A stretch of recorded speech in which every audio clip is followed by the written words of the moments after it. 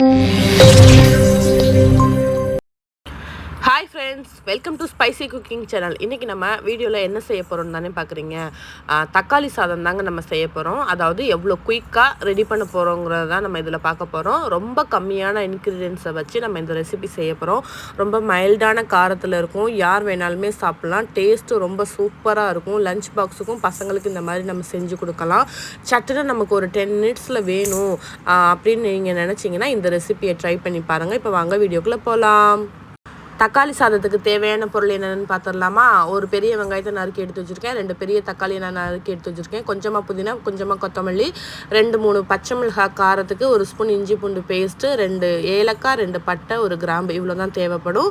கொஞ்சமாக நம்ம வாசனைக்காக நெய் ஆட் பண்ணிக்கலாம். ஒரு குக்கரில் ஒரு 3 table spoon refined oil add பண்ணியிருக்கேன். இப்போ ஒரு 2 டேபிள் ஸ்பூன் நெய் ஆட் பண்ணியிருக்கேன். பாருங்கள், அது நல்லா ஹீட் ஆகட்டும். இப்போ அது நல்லா ஹீட் ஆனதுக்கப்புறம் நம்ம எடுத்து வச்சுருக்க ஸ்பைசஸை நம்ம உள்ளே ஆட் பண்ணிடலாம். பட்டை 2 துண்டு, 2 ஏலக்காய், ஒரு 4 கிராம்பு எடுத்து வச்சுருக்கேன். அதை உள்ளே சேர்த்துட்டு அது நல்லா வெடித்து வரட்டும். நல்ல வாசனை வெடித்து வந்தால் தான் உங்களுக்கு தக்காளி சாதம் நல்லா அருமையாக இருக்கும். இதில் நெய் ஆப்ஷனல் தான். நெய் வேணாம் அப்படிங்கிறவங்க ஸ்கிப் பண்ணிக்கோங்க. நான் ஒரு வாசனைக்காக தான் நெய்யை ஆட் பண்ணியிருக்கேன். ஒரு பெரிய வெங்காயத்தை நம்ம நல்லா ஸ்லைஸ் பண்ணி உள்ளே சேர்த்துருக்கோம். அது கண்ணாடி பதம் நல்லா வரணும். அது வரைக்கும் கொஞ்சம் வெயிட் பண்ணுங்கள். அது நல்லா வதங்கணும். வெங்காயம் எந்த அளவுக்கு வதங்குதோ அந்த அளவுக்கு உங்களுக்கு தக்காளி சாதம் நல்ல ருசியாக இருக்கும்.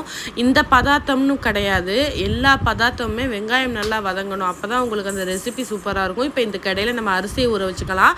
நான் 1 கப் அரிசி எடுத்திருக்கேன். துளசி அரிசி தான் எடுத்திருக்கேன். பிரியாணிக்கு நம்ம யூஸ் பண்ணுவோம் இல்லையா, அந்த அரிசி. தக்காளி சாதம்னாவே பொதுவாக வீட்டு அரிசியிலே நம்ம சமைக்கலாம். இதில் கொஞ்சம் சமைச்சிங்கன்னா இன்னும் கொஞ்சம் சூப்பராக இருக்கும். அதுக்காக தான் இப்போ நம்ம அரிசியை ஒரு 2-3 அலசிட்டு இப்போ நம்ம தண்ணி ஊற்றி ஊற வச்சுக்கலாம். இப்போ அது கடையில் பாருங்கள், நமக்கு ஓரளவுக்கு வெங்காயம் நல்லாவே வதங்கிருச்சு. இந்த டைமில் இப்போ நம்ம காரத்துக்கு பச்சை மிளகாய் ஆட் பண்ணிக்கலாம். நான் பச்சை மிளகாயை கீரைலாம் நான் முழுசாக அப்படியே ஆட் பண்ணியிருக்கேன்.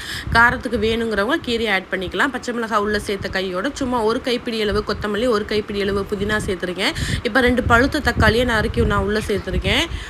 இப்போ அதை எல்லாத்தையுமே ஒன்றா சேர்த்துட்டு நல்லாவே வதக்கி விடலாம். ஓரளவுக்கு தக்காளி குழையணும், அந்த அளவுக்கு வதக்கினா போதும். உங்களுக்கு நம்ம குக்கரில் வேக வைக்கிறதுனால பாதி ஓரளவுக்கு வெந்தால் போதும். இப்போ பாருங்கள், நல்லா சாட்டே பண்ணி விட்டுட்டு 1 ஸ்பூன் இஞ்சி பூண்டு பேஸ்ட் ஆட் பண்ணுறேன்.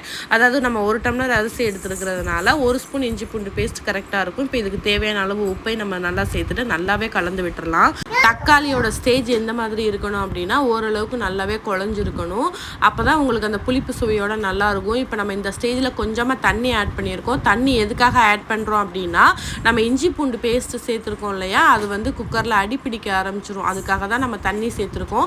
கொஞ்சமாக நம்ம தண்ணி சேர்க்கையில் அந்த தண்ணி வத்துறதுக்கும் இஞ்சி பூண்டோட பச்சை வாசனை போகிறதுக்கும் சரியாக இருக்கும்.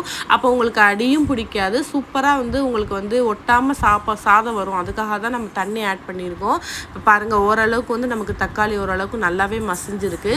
இப்போ இந்த டைமில் நம்ம அளவு தண்ணி சரியாக வைக்கணும். 1 கப் அரிசிக்கு நான் 2 கப் தண்ணி எடுத்திருக்கேன். அதாவது நான் துளசி அரிசி தான் நான் யூஸ் பண்ணியிருக்கேன். இதில் நீங்கள் வீட்டு அரிசி எடுக்கிறதா இருந்தால் நீங்கள் அதுக்கு எந்த மாதிரி மெஷர்மெண்ட்டோ அந்த மாதிரி யூஸ் பண்ணிக்கோங்க. சாதம் குயிக்காக வெந்துருச்சு அப்படின்னா நீங்கள் அளவு தண்ணி கரெக்டாக 2 டம்ளர் வச்சா போதும். உங்களுக்கு வேகிறதுக்கு டைம் ஆகுது அப்படின்னு நீங்கள் நினச்சிங்க அப்படின்னா 3 டம்ளராக வச்சுக்கோங்க. அப்போ அரிசி உங்களுக்கு தண்ணியை இழுத்துட்டு நல்லா விரையாக இல்லாமல் ஓரளவுக்கு பூ மாதிரி இருக்கும். இப்போ பாருங்கள், நம்ம தண்ணி ஆட் பண்ணி நம்ம 1 கப் அரிசிக்கு 2 கப் தண்ணி ஆட் பண்ணியிருக்கோம். நான் இந்த கப்பால் தான் நான் ரைஸ் 1 கப் எடுத்திருக்கேன். தாராளமாக ஒரு 3 பேர் சாப்பிட்லாம். இதெல்லாம் 2 கப் தண்ணி நம்ம உள்ளே ஆட் பண்ணிக்கலாம். இப்போ பாருங்கள், நான் 2 கப் தண்ணி உள்ளே ஆட் பண்ணிவிட்டேன். இப்போ அதுக்கு தேவையான உப்பை நம்ம சரி பார்த்துட்டு, உப்பு பத்தலை அப்படிங்கிற பட்சத்துக்கு நம்ம இப்போ கொஞ்சம் சேர்த்துக்கலாம். இப்போ இந்த டைமில் பாருங்கள், நான் உப்பு சேர்த்துட்டு நான் லைட்டாக தட்டு போட்டு மூடி வச்சுருந்தேன். தண்ணி நமக்கு நல்லாவே கொதிச்சிருச்சு. இப்போ நம்ம ஊற வச்சுருந்தோம் இல்லையா அரிசி, அது தண்ணியை ஃபுல்லாகவே ரிமூவ் பண்ணிவிட்டு நம்ம அரிசியை மட்டும் உள்ளே சேர்த்துக்கலாம். இப்போ பாருங்கள், நான் தண்ணியை வடிச்சுக்கிட்டு இருக்கேன். பாருங்கள், இப்போ தண்ணி வடிஞ்சிருச்சு. இப்போ நம்ம அப்படியே அந்த அரிசியை நம்ம கொதிக்கிற நம்ம தக்காளி சோறு தண்ணி இருக்கு இல்லையா, அதில் நம்ம உள்ளே ஆட் பண்ணிடலாம். இப்போ பாருங்கள், அரிசியை நம்ம உள்ளே சேர்த்தாச்சு. உள்ளே சேர்த்துட்டு நல்லா கலந்து விடுங்க. உப்பு பத்தாத பட்சத்துக்கு நான் இந்த டைமில் கொஞ்சமாக உப்பு ஆட் பண்ணியிருக்கேன். நீங்களும் உங்களுக்கு பத்தலங்கையில் நீங்கள் ஆட் பண்ணிக்கோங்க. இப்போ நம்ம நல்லா சேர்த்துட்டு நல்லாவே கலரி விடலாம். 1 கொதி வரணும். அப்போ அந்த 1 கொதி வரையில் நம்ம குக்கரில் விசில் போட வேண்டியதுதான். பாருங்கள், இப்போ நான் இந்த டைமில் தான் நான் உப்பு இருக்கான்னு செக் பண்ணுறேன். நீங்களும் இதே மாதிரி உங்களுக்கு உப்பு பத்தலைங்கிற பட்சத்துக்கு நீங்கள் போட்டுக்கோங்க, பிரச்சனை கிடையாது. இப்போ பாருங்கள், ஓரளவுக்கு நல்லாவே கொதி வந்துருச்சு. இப்போ நம்ம இந்த டைமில் நம்ம குக்கரை க்ளோஸ் பண்ணிட வேண்டியதுதான். நல்லா கலந்து விட்டுக்கோங்க. ஃப்ளேவருக்கு வேணும் அப்படின்னா இந்த டைமில் ஒரு 2 டேபிள் ஸ்பூன் நெய் ஆட் பண்ணிக்கலாம். நான் ஸ்டார்டிங்கில் நெய் ஆட் பண்ணதுனால நான் இப்போ நெய் ஆட் பண்ணல. இப்போ நம்ம குக்கரை மூடி விசில் போட்டுடலாம். 3 விசில் வரணும். 3 விசில் வந்ததுக்கப்புறம் நம்ம அடுப்பை ஆஃப் பண்ணிடலாம். இப்போ நம்ம வெயிட் பண்ணலாம் விசில் வர்றதுக்கு.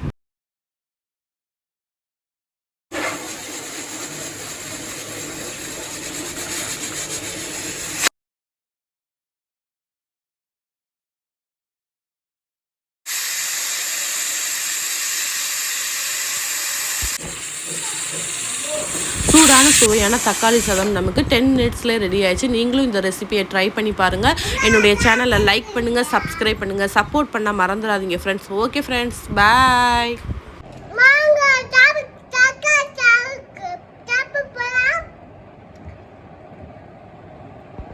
சொல்லு.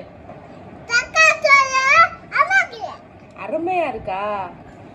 நீங்களும் செஞ்சு பாருங்க.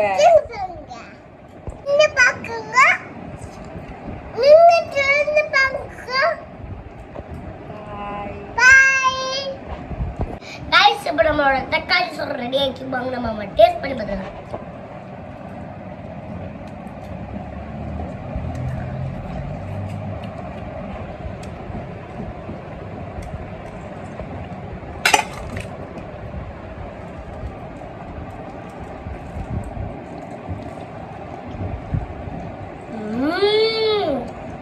தக்காளி சோறு அல்டிமேட்டா இருக்கும். எங்க வீட்டுலதான் அர்ஜென்ட்டுக்கு இந்த மாதிரி தான் செய்வோம். ஒரு குறை இருக்காது, சூப்பராக இருக்கு. எல்லாரும் எங்கள் வீட்டில் செய்வோம். நீங்களும் இந்த ரெசிபியை செஞ்சு பார்த்துட்டு உங்களுக்கு கமெண்ட் பண்ணுங்கள் எப்படி இருக்குன்னு. எங்களுக்கு லைக் கொடுங்க, சப்ஸ்கிரைப் பண்ணுங்கள், ஆதரவு கொடுங்க. நன்றி, வணக்கம்.